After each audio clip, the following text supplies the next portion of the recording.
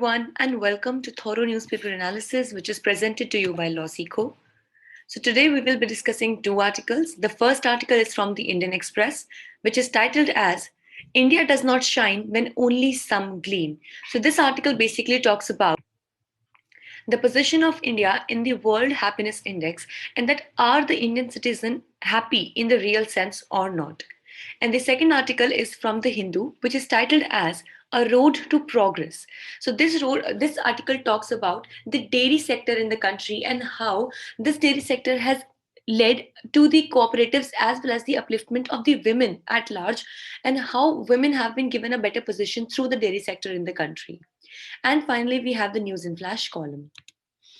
So before we move further, let's have a look at the Project Maverick, which is the almost free CLAT prep course from Losico. So it only will cost you rupees 100, and if you're preparing for CLAT 2021 or 2022, you can enroll yourself for this particular course.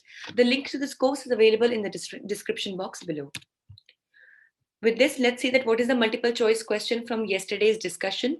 Pani Bachao, Paise Bachao Andolan was initiated by, your options are Punjab government, UP government, Madhya Pradesh government, or none of the above. You can write down your answer in the comment section below. This is the descriptive question for the day. What role has the dairy sector played in harnessing the economy of India? So let's start the discussion for the first article, which talks about the better lives for majority of Indians and not just a few. Basically, this article says that India will be celebrating its 75th anniversary of its independence in 2022, but still most of the reports highlight that majority of the Indians are not happy. Now, with this, what is important for us to understand is to what do we mean by the happiness of the citizens and what are the factors that lead to the happiness of the people at large.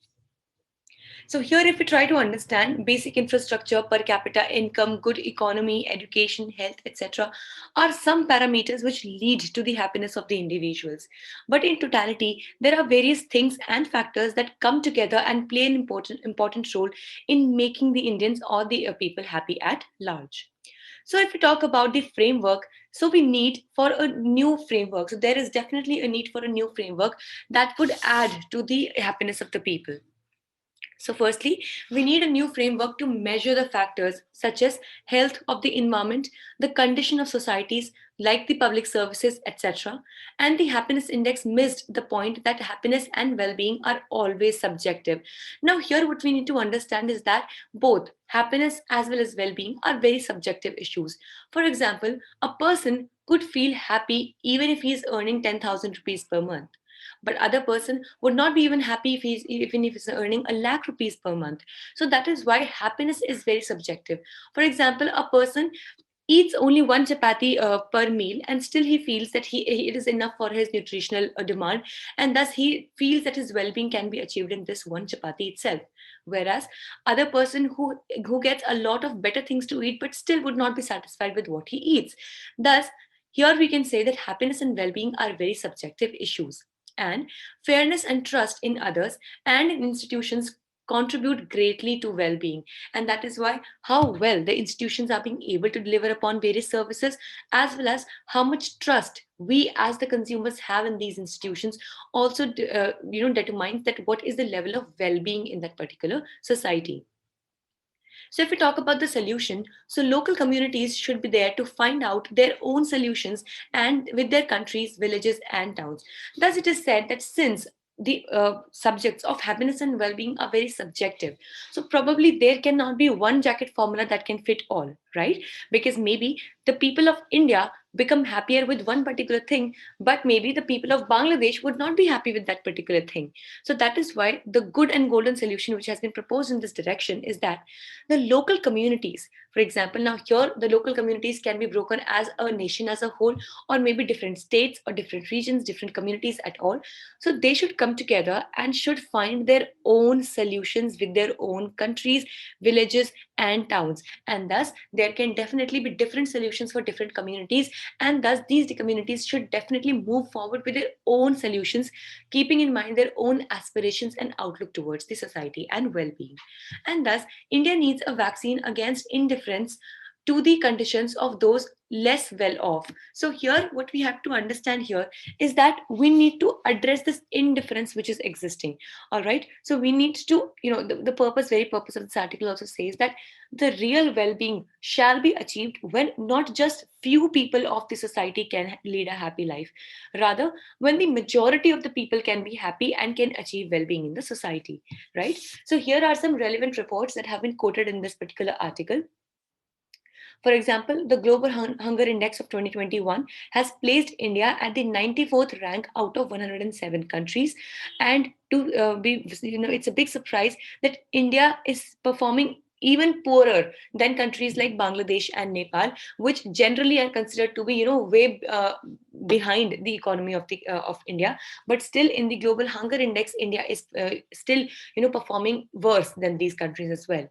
Then, World Happiness Report of 2021, which is given by UN, United Nations Sustainable Development Solutions Report, has ranked India at 144th country out of 153 countries. So you can understand that the situation here is not very merry.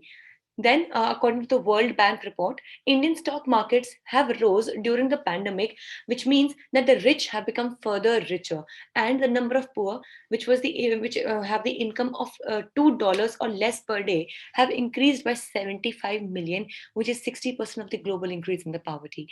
So this is something which is very serious, and we really need to make efforts to bring in or bridge this gap between the rich and the poor. With this, let's discuss the second article for the day, which talks about the cooperatives and unions for women empowerment. So here, the success stories of women dairy farmers were demonstrated on International Women's Day recently. So as we know that 8th of March is celebrated as the International Women's Day. So what happened that in the year 2020 as well, Amul, the company that is very much famous for its milk and milk products, Amul released the list of 10 women dairy farmers who became millionaires by selling milk to the company. And with this, the potential in the dairy farmer, especially for the women and the women enterprises, has been highlighted with this particular gesture. So if we talk about the benefits and the challenges, so if we talk about benefits in specific, it has enhanced the backward and forward linkages in the dairy value chain. Now, my backward and forward linkages is, like, for example, I am a woman who supplies, let's say, 100 liters of milk to a particular company. Now, for me, the forward linkage would be this particular company, the market, the demand in the market, etc. And the backward linkage would be that how well I am able to maintain my cattle, what is the produce that I am able to serve to my cattle, or what fodder am I able to give to my cattle, or how is the health of my cattle, how well am I able to maintain the hygiene of my particular stable or something like that. So these are the linkages which exist behind a particular position and in front of the particular position, and thus with this it actually enhances the backward and forward linkages in the dairy value chain. And also it freed the small farmers from the clutches of middlemen and guaranteed minimum selling price for milk as well, because now the various the dairy producers or the dairy farmers could directly get into talks with such companies and sell their milk and milk products. Then if we talk about the challenges, so then small and marginal farmers have the access to only 50 to 70% of the resources that large and medium farmers have. Now, be it the market, be it the the access to various market sources, industries, good quality food, fodder for the cattle, etc.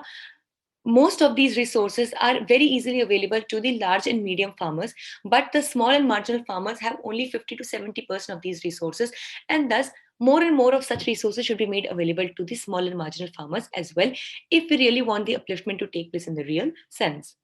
Then, if we talk about some relevant data in this direction, so according to the International Development Research Center, 93% of women farmers who received financial support succeeded in their ventures, compared to 57% success rates of those who received financial aid alone. So here we have to understand that here not only just the financial aid is necessary, but other kinds of market inputs and other kinds of supports are also necessary for making the entire making the entire idea work in the right direction. Then According to the government data, there are more than 1.9 lakh dairy cooperative societies with approximately 6 million women members. So definitely this is one sector which can definitely absorb a lot of women workers as well as women entrepreneurs, and also it's considered to be one of the safest sectors for the women to work in. And according to the Women Dairy Cooperative Society in Rajasthan, with the income generated through dairying, 31% of women converted their mud house, that is the kacha house, into cement, and 39% has constructed concrete sheds for their cattle, which means that they have definitely been able to earn through this particular business. So this was all for the day, and let's see what do we have for news and flash today. A new butterfly species has been discovered. So a group of lepidopterists have added a new species to the list of butterflies in India called as the Nakaduba sinhala Ramaswamy, which is from the Nakaduba genus, has been found in the Agastya Mala, which is there in the Western Ghats towards the state of Tamil Nadu. So you should, it's a very good thing if you can, recall the name of this particular butterfly. This is Nakaduba sinhala Ramaswamy, which has been found in the Agastya Mala in the Western Ghats.